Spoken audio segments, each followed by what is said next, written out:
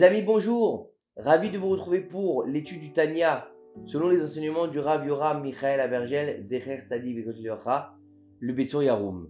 Alors, la dernière fois, nous avons vu que le Admour Azaken, il avait écrit 53 chapitres dans son Tanya, qui équivalaient aux 53 parashiot de la Torah. Et qu'il y avait eu une allégation très grave dans le ciel, puisqu'il allait dévoiler des secrets qui étaient cachés jusqu'à maintenant, et que ça allait être le dévoilement messianique par le dévoilement du Tanya.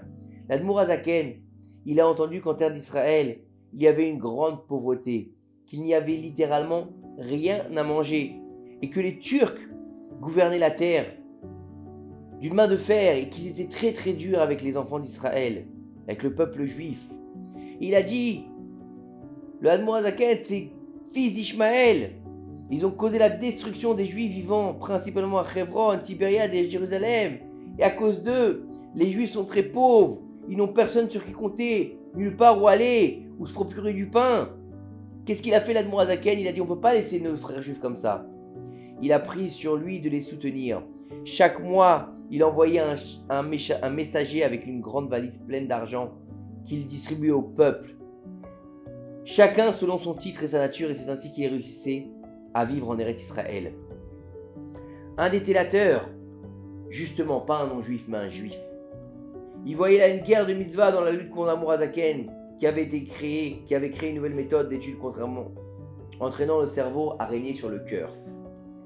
Il alla rapporter, écoutez bien, c'est un juif qui allait voir les autorités que l'Admour Azaken envoyait de l'argent en terre d'Israël.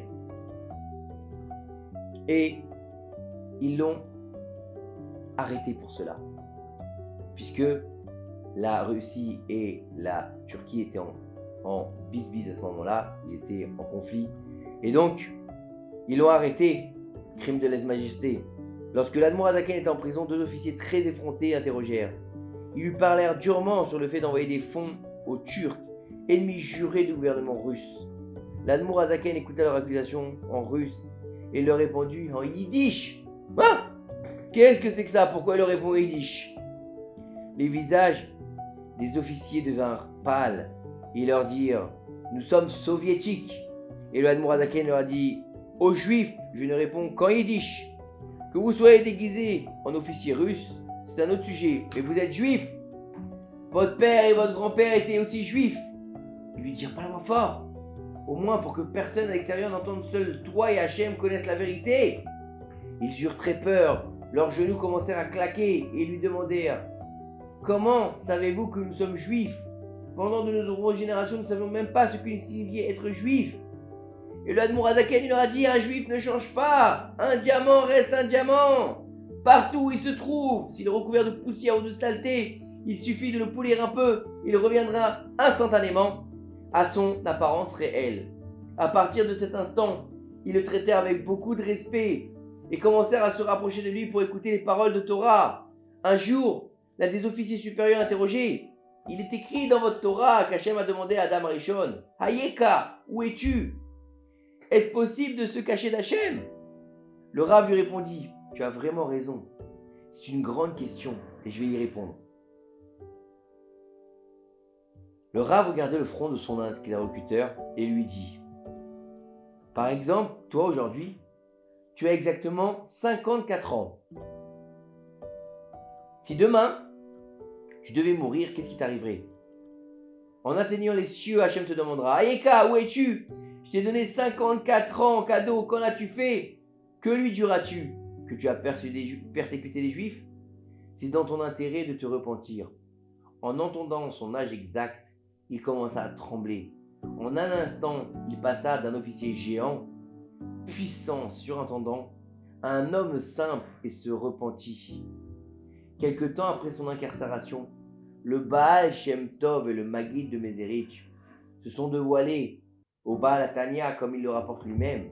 Ils sont venus de l'autre monde pour l'encourager à ne pas craquer pendant les interrogatoires. Ils lui ont conseillé de dire qu'il envoyait de l'argent aux pauvres de la terre d'Eretz Israël. Regardez bien cette grandeur du Baal Atania qui a été contacté par le Maguid de Mézérich et par le Baal Shem Tov alors qu'ils étaient déjà dans l'autre monde. pour lui expliquer qu'il ne fallait pas qu'il craque parce que le Tanya était nécessaire pour la survie du monde, qu'on allait devoir transcender cette œuvre incommensurable du Tanya de 53 chapitres pour en faire la source du Mashiach.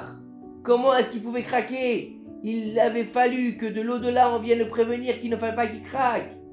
Ils ont continué en disant, on est simplement venu te dire qu'il y a une grande accusation dans les cieux contre toi, depuis Rabbi Shimon Bar Yochai jusqu'à aujourd'hui, personne n'a eu l'audace de toucher à cette Torah. Tu es le premier qui a commencé à entrer dans ce sujet pour arriver jusqu'à la couronne.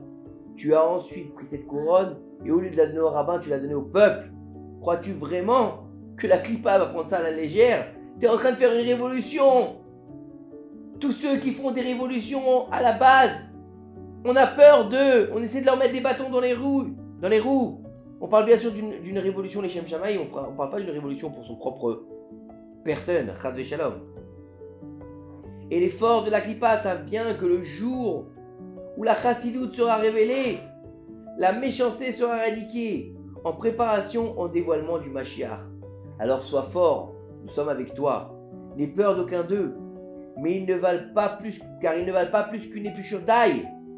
Ils l'ont également averti que lorsque le lendemain, ils se présenteraient devant les juges pour être interrogés, ils ne devraient pas aller tout droit, mais qu'ils devraient faire un petit tour sur le côté pour pouvoir arriver devant les juges. Il faut comprendre par là que le Admour Azaken, Baal Atania, il a fait quelque chose d'incommensurable en dévoilant son Tanya au monde. Il a dévoilé une très grande accusation qui lui a valu un enfermement. Et l'enfermement en Russie à l'époque-là, c'était la mort. Ça veut dire qu'il était prêt à donner sa vie pour pouvoir dévoiler au monde la chassidoute du Tanya.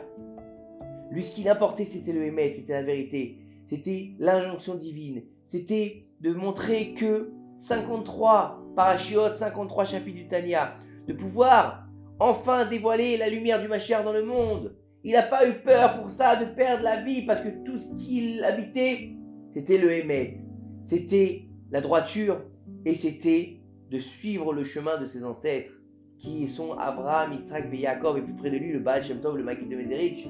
De comprendre que ces hommes-là, ils ont défendu pieds et poings liés leurs convictions par rapport à la grandeur d'Hachem Yitbarach. Aujourd'hui, en 2023 de l'ère vulgaire, arrêtons de baisser la tête devant les gens qui nous disent vous les religieux, vous êtes sectaires, vous les religieux, vous les religieux, vous n'avez pas la même façon de penser que nous. Non, on a une façon différente de penser, c'est vrai, mais on a la façon du émettre qu'on pense. Et c'est ça la vérité qu'il faut avoir aujourd'hui. Se retrouver dans une vérité absolue qui s'appelle Torah Temet. Une bonne semaine, que ces quelques paroles de Torah nous aident à faire venir le Mashiach, Amen. À très bientôt.